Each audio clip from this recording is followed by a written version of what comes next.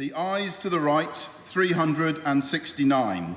The noes to the left, 126. Wow.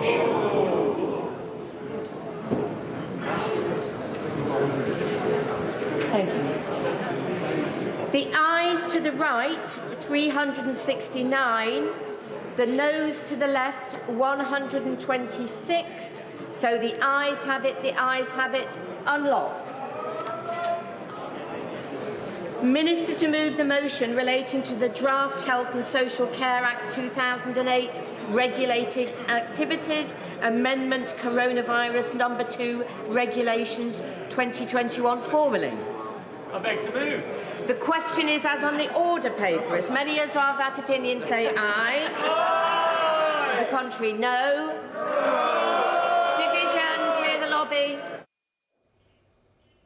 OK, just heard there, moving on to the next vote, which we'll concentrate on in a few minutes' time. But let's digest what has just happened. The House of Commons has agreed by a large majority, as you can see, a majority of 243, to introduce COVID status certification for venues and large events. But, there you can see the noes. 126 MPs voted against that motion.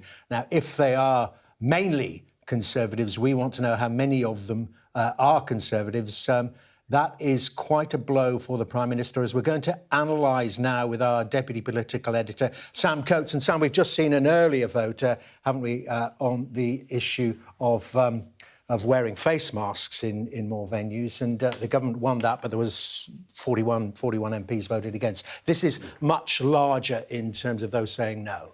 Yes, the jump from 41 to 126 rebels.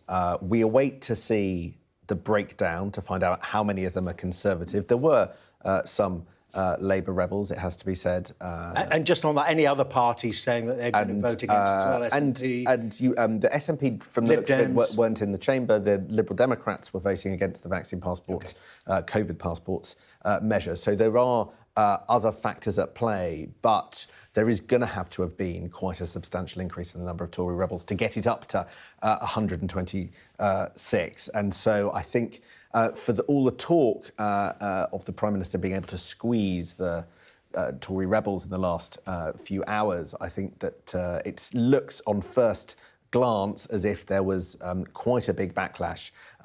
People doing what rebels such as Mark Harper were suggesting during the debate, and essentially sending a signal to the government that they cannot simply proceed in the way that they have.